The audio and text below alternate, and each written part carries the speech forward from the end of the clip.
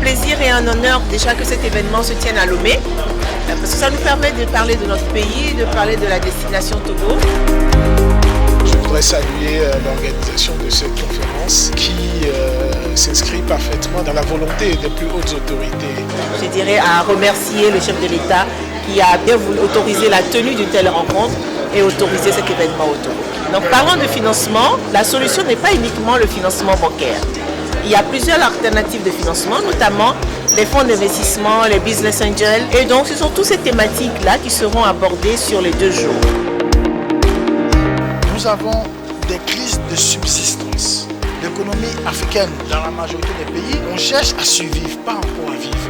Du coup, le premier élément de réflexion n'est pas d'aller se formaliser. Non, parce qu'on ne sait même pas ce qu'on va faire. Donc, il convient aujourd'hui aux décideurs de se rapprocher de cette population.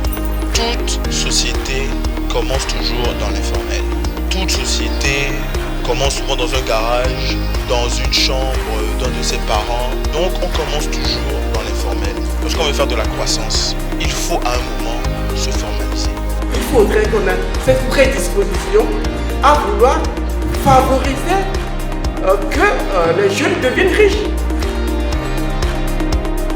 Pour que des PME existent, il faut qu'il y ait des champions nationaux qui drainent le tout vers le haut. Et il n'y a pas d'économie sans chaîne de valeur, il n'y a pas de chaîne de valeur sans grappe, sans cluster et sans avoir vraiment une transformation d'une ressource non renouvelable ou renouvelable au niveau de nos pays. Pour arriver à trouver une législation qui permette que les compagnies d'assurance, les fonds de retraite, les CNSS, CNPS, puissent investir ne serait-ce que 5% de leurs réserves techniques dans les fonds de capital d'investissement. À cette condition, on a un paquet d'argent qui est disponible et qui peut être investi dans les PME.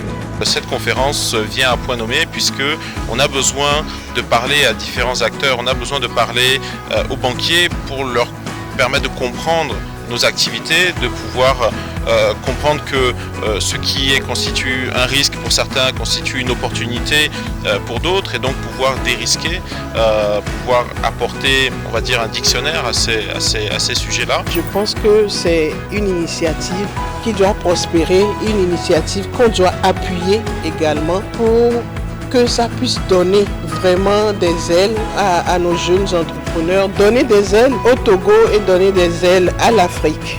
Tout le monde vient dans notre continent, mais nous, les Africains, on tente de quitter le continent pour aller ailleurs.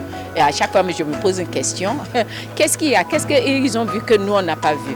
Donc, je pense que c'est important qu'on continue ce type de dialogue chez nous. L'Afrique, c'est notre continent. Je ne peux que le souhaiter bon vivre et que nous, tous les Africains, mettent nos mains à la pâte. Parce que sans nous, ce continent ne peut pas se développer. Faire un PPP est possible en Afrique et particulièrement au Togo. Quand il y a problème, il y a besoin de solutions.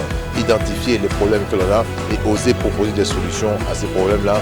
Vous verrez que le monde bancaire vous suivra et vous financera dans cette perspective. C'est vraiment derrière ces initiatives, il est bien de passer à l'action.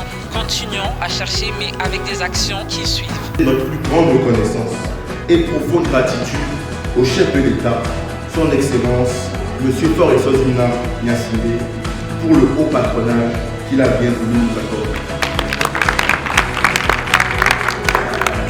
Quelques années, on pourra dire voici comment tout a commencé.